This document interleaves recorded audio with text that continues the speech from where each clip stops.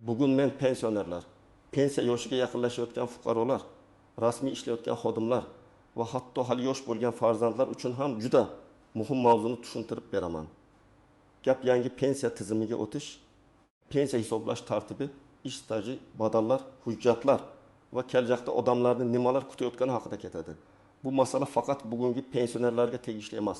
Har bir oilada ota-ona, bobo-buvi yoki ertaga pensiyaga chiqadigan inson bor. Shuning uchun bu ma'lumotni oxirigacha eshiting. Hozirning o'zida kanalga obuna bo'ling va videoga like bosib qo'ying.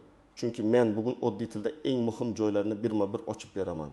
Men avvalo bir narsani aniq aytib qo'ymoqchiman. Pensiya tizimidagi har qanday o'zgarish odamlarning cho'ntagiga, hujjatlariga va kelajakdagi daromadiga bevosita ta'sir qiladi.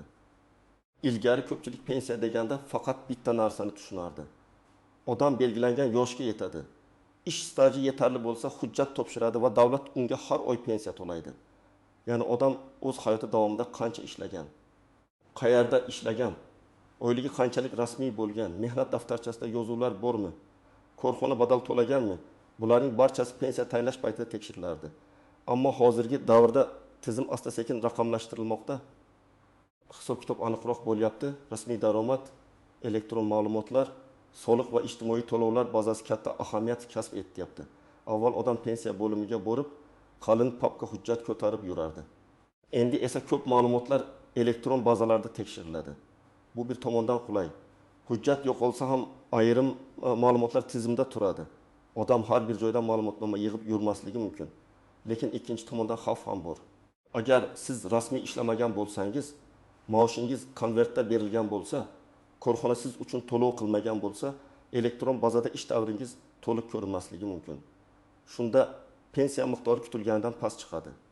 Oldingi tartibda asosiy urg'u mehnat staji va tasdiqlovchi hujjatlarga qaratilgan edi. Odamning mehnat daftarchasi bo'lsa, unda qaysi yillarda qayerda ishlagani yozilgan bo'lsa, shu asosda davrlar hisobga olinardi. Albatta. Oylik miqdori ham muhim edi. Lekin ko'p hollarda odamlar menda 30 yil staj bor, demak pensiyam yaxshi bo'ladi deb o'ylardi. Aslida staj ko'pligi har doim ham yuqori pensiya degani emas. Chunki pensiya miqdoriga rasmiy ish haqi, to'langan badallar, imtiyozli davrlar, qonunda belgilangan cheklovlar va minimal talablar ham ta'sir qiladi. Yangi yondashuvda esa tizim odamning real rasmiy faoliyatini ko'proq ko'rishni xohlaydi. Ya'ni davlat siz haqiqatan ham qayerda ishlagansiz, qancha rasmiy daromad olgansiz, siz uchun tegishli to'lovlar qilinganmi degan savollarga bazalar orqali javob topadi. Bu nimani anglatadi? Agar siz 20 yil bir korxonada ishlagan bo'lsangiz, lekin oyligingizning faqat bir qismi rasmiy ko'rsatilgan bo'lsa, pensiya hisobida ham o'sha rasmiy qism ko'proq ahamiyatga ega bo'ladi. Masalan, odam aslida 5 million so'm olgan. Lekin hujjatda ilgi 1 million so'm yozilgan bo'lsa, kelajakdagi pensiya hisobida 5 million emas, rasmiy ko'rsatilgan summa asos bo'lishi mumkin. Mana shu joyda ko'pchilik xato qiladi. Men ishlaganman-ku deydi. Ha, ishlagansiz. Lekin pensiya tizimi og'zaki gapga emas, hujjatga, elektron yozuvga, soliq va badal izlariga qaraydi. Shuning uchun yangi tizimga o'tishda eng katta zarba rasmiy hujjatlari tartibsiz, ish staji bo'linib ketgan. Ayrim yillari tasdiqlanmagan yoki ish haqi norasmiy berilgan odamlarga tegishi mumkin. Men birinchi navbatda pensiyaga chiqishiga 2 yil, 3 yil yoki 5 yil qolgan fuqarolarga alohida e'tibor qarataman. Siz hozirdan hujjatlaringizni tekshirmasangiz, pensiya yoshiga yetganda muammo birdan paydo bo'ladi. Masalan, ayol kishi 55 yoshga yaqinlashgan, erkak kishi 6 yoshga yaqinlashgan bo'lsa, u mehnat daftarchasidagi yozuvlar, ish joylari, arxiv ma'lumotlari va elektron bazadagi ma'lumotlarni oldindan solishtirib ko'rish kerak. Chunki eski korxona tugatilgan bo'lishi mumkin, arxivga topshirilmagan bo'lishi mumkin. Kadrlar bo'limidagi ma'lumotlar noto'g'ri bo'lishi mumkin. Ikkinchi xavotir guruhi bu uzoq yillar norasmiy ishlaganlar. Masalan, odam 15 yil qurilishda usta bo'lib ishlagan, har oy yaxshi pul topgan, lekin mehnat shartnomasi bo'lmagan. U o'zini men 25 yil ishladim deb hisoblaydi. Lekin pensiya tizimi qani shartnoma, qani to'lovlar, qani rasmiy ish haqi deb so'raydi. Agar bular bo'lmasa, o'sha yillar pensiya hisobida to'liq ko'rinmasligi mumkin. Natijada odam keksayganda men umr bo'yi ishladim, nega pensiyam kam degan o'rinli savol bilan yuzma-yuz keladi. Uchinchi xavotir guruhi bu chet elda ishlaganlar. Masalan, fuqaro haqiqiy Rossiyada. Qozog'istonda yoki boshqa davlatda ishlagan bo'lishi mumkin. Bu yillar pensiyaga qanday ta'sir qiladi? Bu davlatlar bilan pensiya bo'yicha kelishuvlar rasmiy ishlaganlik to'lovlar va tasdiqlovchi hujjatlarga bog'liq. Agar odam chet elda rasmiy ishlagan, shartnomasi, ma'lumotnomasi, sug'urta to'lovlari bo'yicha hujjatlari bo'lsa, bu masala alohida tartibda ko'rib chiqilishi mumkin. Lekin norasmiy ishlagan bo'lsa, ya'ni faqat naqd pul olib, hech qayerda qayd etilmagan bo'lsa, uni keyin tasdiqlash juda qiyin bo'ladi. 4-guruh bu fermer xo'jaligi yoki tartibdagi tadbirkorlik, oilaviy biznes yoki mavsumiy ish bilan shug'ullanganlar. Bu yerda ham savol oddiy. Sizning faoliyatingiz rasmiy qayd etilganmi? Soliq va ijtimoiy to'lovlar amalga oshirilganmi? Davrlar bazada ko'rinadimi? Agar odam men do'kon yuritganman desa-yu, lekin faoliyati rasmiy ro'yxatdan o'tmagan bo'lsa, pensiya uchun bu yetarli asos bo'lmaydi. Agar siz doim rasmiy ishlagan bo'lsangiz, mehnat shartnomangiz bo'lgan bo'lsa, ish beruvchi siz uchun to'lovlarni o'z vaqtida qilgan bo'lsa, ish haqi rasmiy ko'rsatilgan bo'lsa, siz uchun yangi tizim ko'proq tartib va shaffoflik olib keladi. Bunday holatda elektron baza sizga yordam beradi. Masalan, siz bir korxonada 25 yil ishlab kelgan bo'lsangiz, ish joyingiz qonuniy, to'lovlar muntazam bo'lsa, pensiya tayinlash jarayoni avvalgiga qaraganda ancha osonlashishi mumkin. Lekin men bu yerda ham ehtiyot bo'lishni maslahat beraman. Men rasmiy ishlaganman, demak hammasi joyida deb o'tirib qolmang. Chunki texnik xatolar, familiya o'zgarishi, pasport ma'lumotlari almashishi, eski yillardagi arxiv yozuvlari, korxona nomi o'zgarishi kabi masalalar sabab ayrim davrlar bazada noto'g'ri chiqishi mumkin. Ayniqsa ayollar turmushga chiqqandan keyin familiyasini o'zgartirgan bo'lsa, eski hujjatlar bilan yangi hujjatlar bog'lanishi tekshirilishi kerak. Birinchi misol, Akmal aka 6 yoshga chiqmoqda. U 35 yil ishlaganini aytadi. Mehnat daftarchasida ham bir qancha yozuvlar bor. Lekin tekshiruvda 1995 yildan 2002 yilgacha ishlagan korxonasi tugatilgani, arxiv hujjatlari to'liq emasligi aniqlanadi. Akmal aka o'sha 7 yilni isbotlay olmasa, umumiy staji kamayadi. Bu pensiya miqdoriga ta'sir qiladi. Agar u buni pensiya chiqishdan 2 yil oldin bilganida, arxivni izlashga, sobiq ish joyidan ma'lumot topishga, guvohlik yoki boshqa qonuniy dalillarni tayyorlashga ulgurar edi. Ammo pensiya yoshiga yetganda bu ish shoshilinch va asabiy jarayonga aylanadi. Ikkinchi misol. Dilbar opa 20 yil tikuvchilik qilgan. U uyda buyurtma olib ishlagan, mahallada hamma uni tikuvchi sifatida taniydi. Daromadi yomon bo'lmagan. Lekin u hech qachon yakka tartibdagi tadbirkor sifatida ro'yxatdan o'tmagan, badal to'lamagan. Endi pensiyaga yaqinlashganda u men 20 yil ishladim deydi.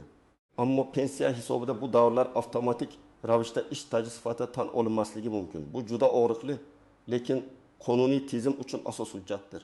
Shuning uchun men uyda ishlayotgan, xizmat ko'rsatayotgan, savdo qilayotgan fuqarolarga hozirdan rasmiylashishni maslahat beraman.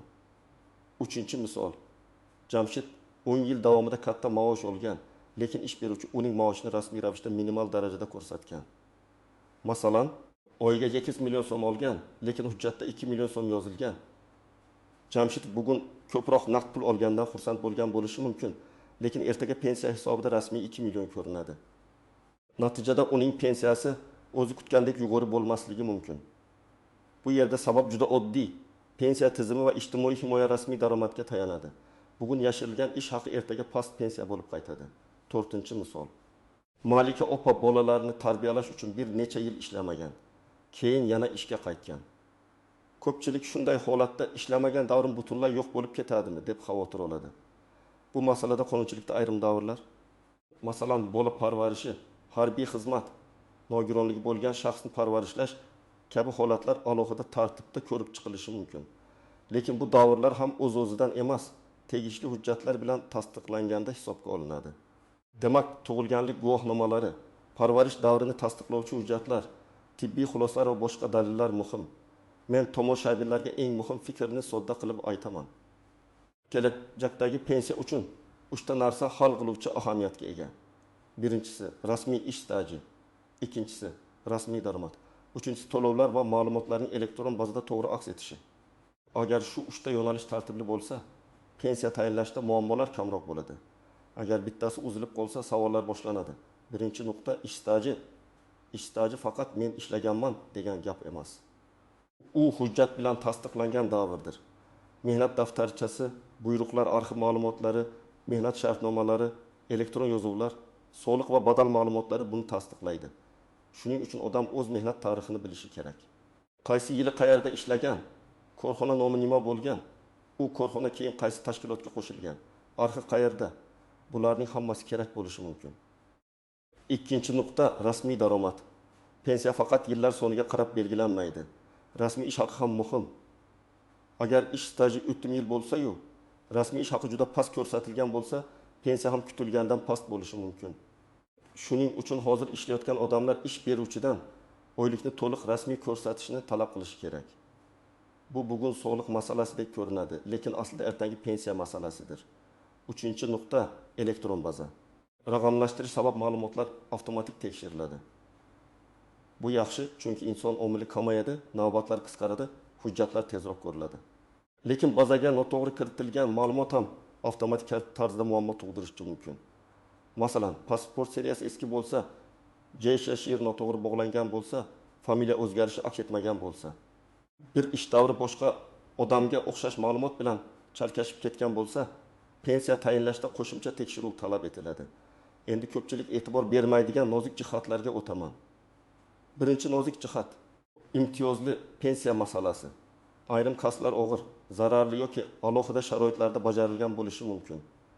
Masalan, konchilik, kimyo ishlab chiqarishi, ayrim tibbiy yo'nalishlar. Ta'limdagi maxsus holatlar yoki boshqa qonunda belgilangan sohalar bo'yicha imtiyozlar bo'lishi mumkin.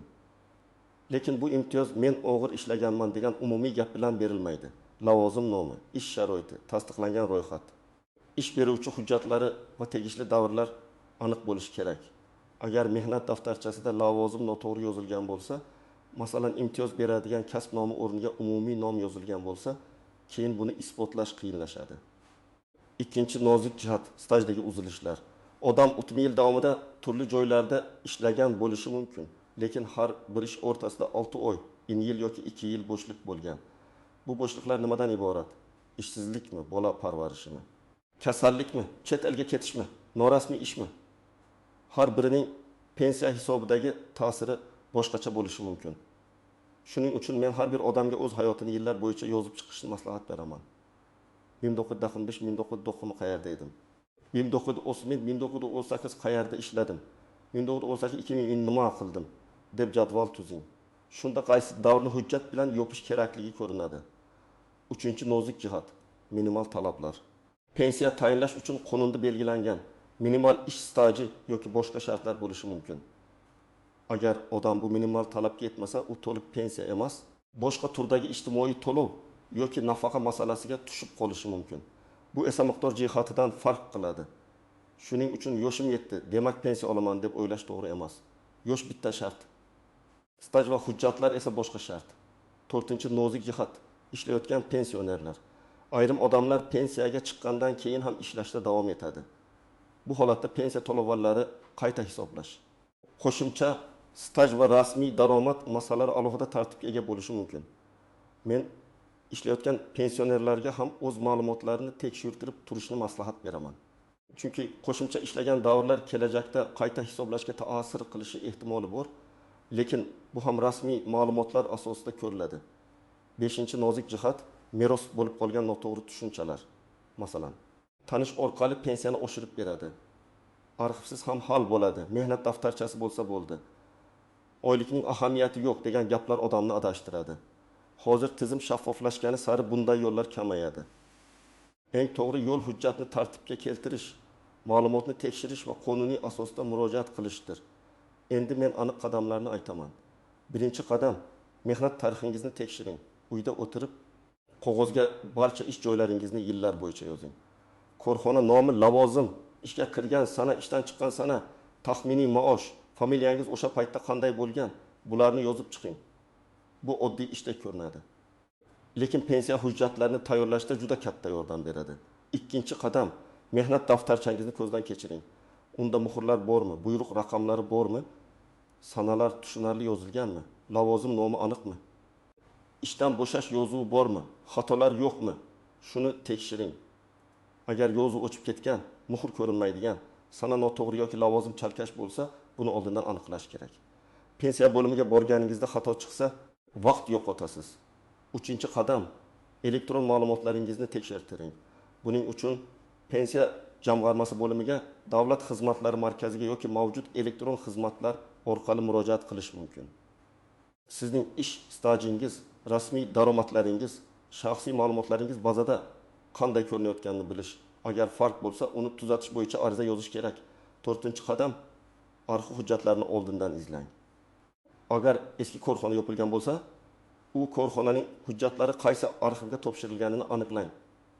Tuman yoki shahar arxiviga, tegishli tashkilot bo'lisiga, sobiq ish beruvchining yuqori tashkilotiga murojaat qiling. Arxivdan ishga kirganingiz, ishlagan davringiz, lavozimingiz va ish haqi to'g'risida ma'lumotnoma so'rashingiz mumkin. Arizada familiya, ism, otasining ismi, tug'ilgan sana, ishlagan yillar, korxona nomi va lavozimni iloji boricha aniq yozing. 5-qadam, rasmiy ishlashni talab qiling. Hozir ishlayotgan bo'lsangiz, ish beruvchingiz bilan mehnat shartnomangiz borligini tekshiring. Oyligingiz to'liq rasmiy ko'rsatilayotganini biling. Sizning nomingizdan tegishli to'lovlar qilinyaptimi? Shuni nazorat qiling. Bugun mayli naqd bersa ham bo'ladi deyish. Ertaga pensiyada katta yo'qotishga aylanishi mumkin. Ayniqsa yoshlar buni tushunish kerak.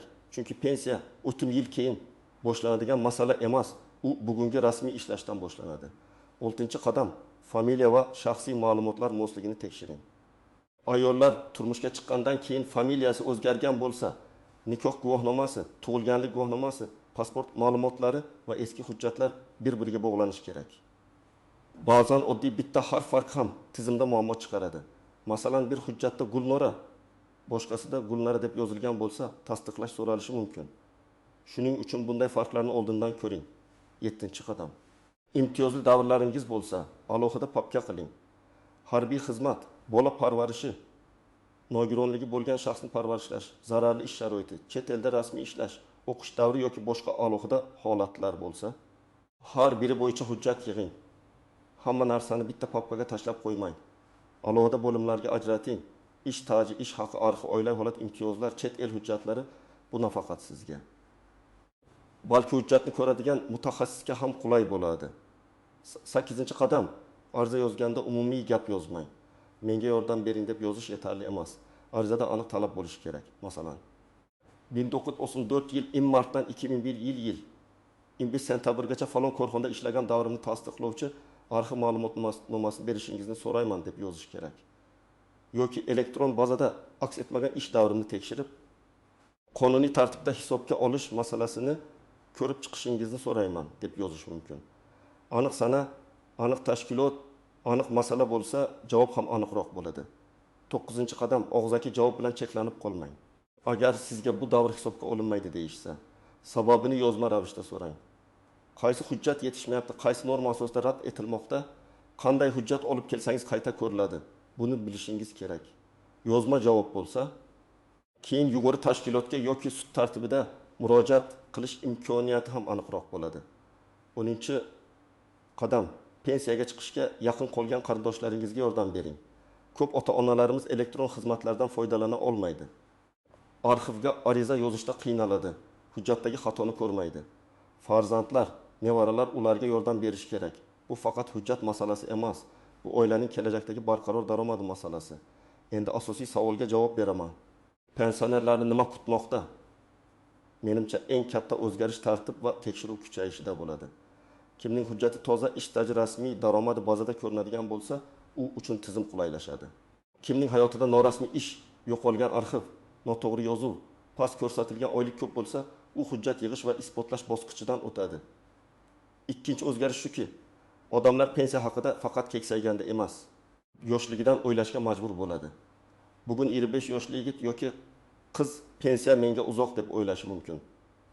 Lekin uning bugungi rasmiy ish staji, bugungi maoshi, bugungi to'lovlari ertangi pensiyaning poydevori bo'ladi. Agar u 10 yil norasmiy ishlasa, bu 10 yil keyin katta bo'shlik bo'lib chiqadi. Uchinchi o'zgarish adolatga talab oshadi. Rasmiy ishlagan, to'lov qilgan, hujjatini yuritgan odam bilan umuman rasmiy iz qoldirmagan odamning pensiya natijasi bir xil bo'lishi qiyin. Bu ayrimlarga qattiq tuyulishi mumkin, lekin tizimning mantiqi shunday. Rasmiylik bo'lsa hisob bor, hisob bo'lsa huquqni himoya qilish osonroq. 4-o'zgarish, pensionerlar o'z huquqlarini bilishga majbur bo'ladi. Endi faqat bo'lim nima desa, shu deb ketish to'g'ri emas. Siz savol berishingiz, hisob kitobni tushuntirishni so'rashingiz, qaysi davrlar hisobga olinganini bilishingiz, rad etilgan davrlar bo'lsa sababini aniqlashingiz kerak. Men har doim aytaman, huquqini bilgan odam kamroq aldanadi va kamroq yo'qotadi. Bugungi mavzuning eng muhim xulosasi shuki, yangi pensiya tizimida rasmiy ish, rasmiy daromad, to'g'ri hujjat va elektron bazadagi aniq ma'lumotlar hal qiluvchi o'ringa chiqmoqda. Pensiyaga chiqadigan odamlar hujjatlarni oldindan tekshirishi kerak. Hali yoshlar esa norasmiy ishlash kelajakdagi pensiyasiga zarar yetkazishini tushunish kerak. Pensionerlar va pensiya yaqin fuqarolar har bir ish davrini, har bir arx hujjatini, har bir shaxsiy ma'lumotni tartibga keltirishi zarur. Men sizga maslahat beraman. Bugunoq mehnat daftarchangizni ko'ring. Ish joylaringizni yillar bo'yicha yozib chiqing. Elektron bazadagi ma'lumotlaringizni tekshirtiring. Eski korxonalar bo'yicha arxiv hujjatlarini izlang va barcha muhim hujjatlarni alohida papkaga jamlang. Bu ishni bugun qilsangiz, ertaga pensiya tayinlashda asab vaqt va pul yo'qotmaysiz. Sizningcha yangi pensiya tizimi odamlar uchun qulaylik olib keladimi yoki aksincha ko'pchilikka qiyinchilik tug'diradimi? Fikringizni izohlarda yozib qoldiring. Videoga like bosing, kanalga obuna bo'ling va bu ma'lumotni ota-onangiz, qarindoshlaringiz va pensiyaga yaqin tanishlaringizga yuboring. Bu mavzu har bir oilaga tegishli.